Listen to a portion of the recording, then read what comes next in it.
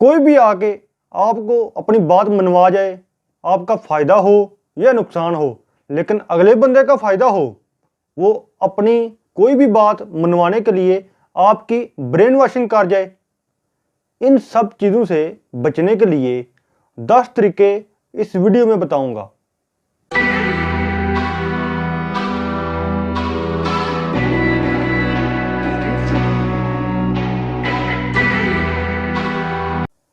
Nancy Noble की किताब how to avoid being manipulated, a guide to resist hypnosis and brainwashing से 10 ऐसे असबाक बताऊंगा, 10 ऐसे लेसन बताऊंगा जो सीख कर आप अपने आप को दूसरों के मफाद के लिए इस्तेमाल होने से बचा सकेंगे।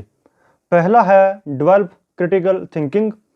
हर चीज़ का, हर बात का नफ़ा और नुकसान देखें, पॉजिटिव और नेगेटिव एस्पेक्ट से देखें।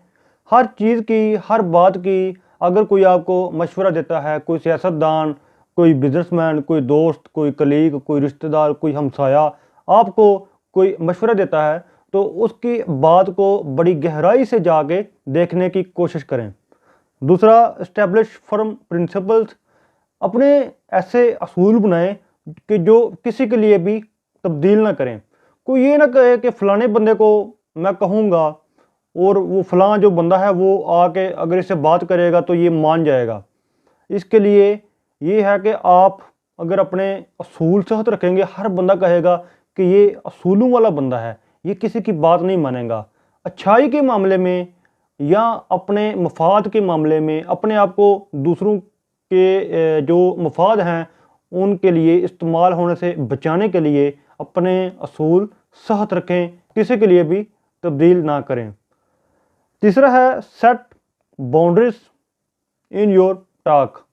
अपनी गुफ्तगू के दौरान अपनी ऐसी कुछ बाउंड्रीज रखें, किसी को अपनी गुफ्तगू के दौरान बोलने ना दें। ये ना हो कि आप बड़े पैसिव मूड के अंदर हों और जो आपको मनाने वाला, मोटिवेट करने वाला, परसुएट करने वाला बंदा है वो बड़े एक्टिव मूड में हो। इस तरह भी आप उसकी बात मान सकते हैं, आपके उसके जाल में आने के चांसेस ज़्यादा होंगे। आप ये कोशिश करें कि जब आप बोलें तो फिर वो बंदा ना बोले, क्योंकि जब गुफ्तगू कर रहे होते हैं तो उस वक़्त होता ये है कि जो बंदा ज़्यादा बोल रहा है और जो कम बोल रहा है, ज़्यादा बोलने वाला कम बोलने वाले के ऊपर हावी हो सकता है। लिहाजा आप किसी को इशारे से भी रोकिए, उसको बोलें कि जब आपकी बारी थी आपने बोला, अब मैंने जवाब देना है, और जवाब के अंदर उससे सवालात करें, उसे जो वो गुफ्तगू कर रहा है उसकी गहराई में जाके उसके नेगेटिव और पॉजिटिव एस्पेक्ट्स के बारे में इस्तफसार करें। फिर है अंडरस्टैंड परसुएसिव टैक्टिक्स। आप दूसरों के जो हथकंडे होते हैं, जो उनके जाल होते हैं, उनको समझने की कोशिश करें। वो किसी भी फील्ड का बंदा हो सकता है, वो किसी भी प्रोफेशन का बंदा हो सकता है, वो आपका कोई कलीग या दोस्त भी हो सकता है जो अपने किसी ज़ाती फ़ायदे के लिए आपको मनाने की, मोटिवेट करने की कोशिश कर रहा है। फिफ्थ है ट्रस्ट योर इंस्टिंक्ट्स। अपनी जबलत के ऊपर एतमाद कीजिए, अपनी सलाहियतों के ऊपर अपनी जो छठी हिस्स है उसको शार्प करें और अपनी जो आपकी दिमागी सलाहियतें हैं उनके ऊपर भरोसा रखिए।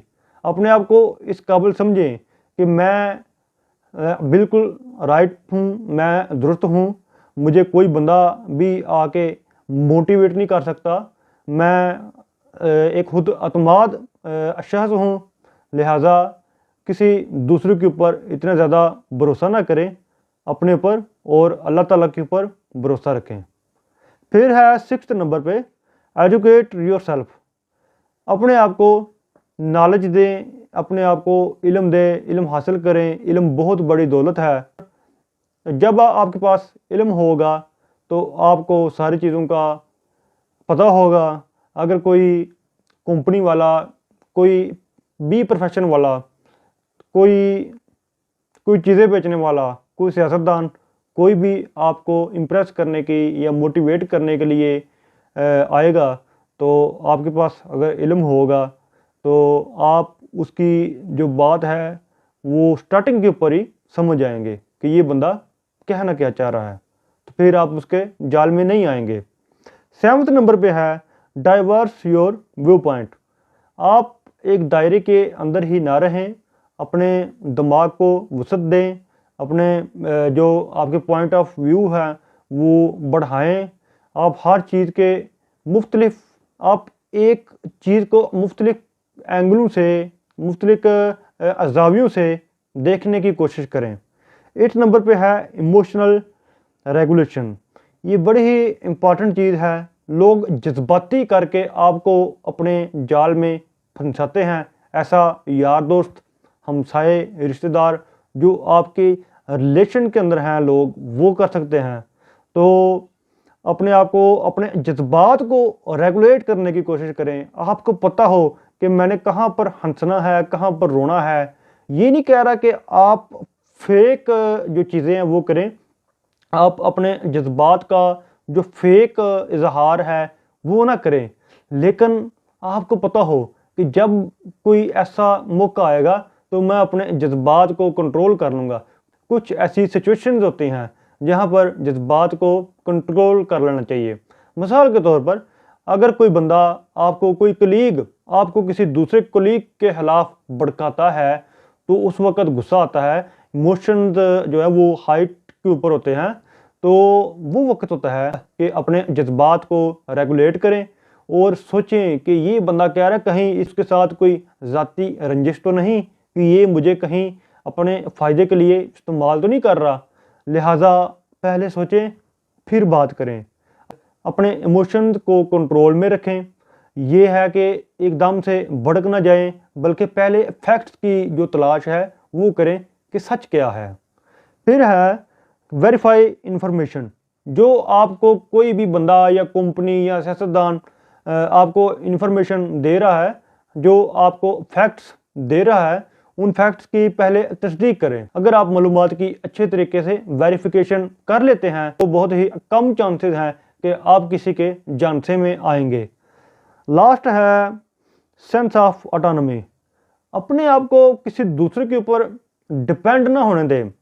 ये ना लगे कि आप किसी दोस्त के ऊपर, किसी बहन के ऊपर, किसी भाई के ऊपर, किसी अपने कुलीग के ऊपर डिपेंड करते हैं कि जैसा वो कहेगा आप भी वैसे ही हो जाएंगे या कर लेंगे। आपकी, आप जहाँ पर नौकरी करते हैं या कोई आप यार दोस्त हैं या आप कहीं पे स्टडी करते हैं, तो कोई ये ना कहे कि यार उसका क्या है, अगर उसका दोस्त ये काम करेगा तो वो भी कर लेगा। ये भी एक किस्म का अपने आप को दूसरों की मर्जी के ऊपर इस्तेमाल होने के लिए अपने आप को देना है। लिहाजा ये कोशिश करें कि एक सेंस ऑफ ऑटोनॉमी हो। आप ये समझे कि मेरी एक मुनफरद अलग अपनी शख्सियत है, मैं किसी का मुहताज नहीं हूँ। मेरी अपनी विशेष हैं, मेरी अपनी ख्वाहिशें हैं, मेरी अपनी एक पर्सनैलिटी है। मैं अगर कोई काम करूँगा, कोई गुफ्तगू करूँगा, कोई बात करूँगा तो मैं सोच समझ के अपनी मर्ज़ी के मुताबिक करूँगा। ये थे 10 उसूल जो इस किताब से लिए गए हैं। उम्मीद है कि आपको गुफ्तगू पसंद आई होगी। मिलते हैं एक नई वीडियो में। इस तरह की मज़ीद वीडियोस देखने के लिए और मेरी हौसला अफजाई के लिए इस चैनल को सब्सक्राइब करें, दोस्तों के साथ शेयर करें एंड लाइक एंड कमेंट भी करें। बहुत शुक्रिया।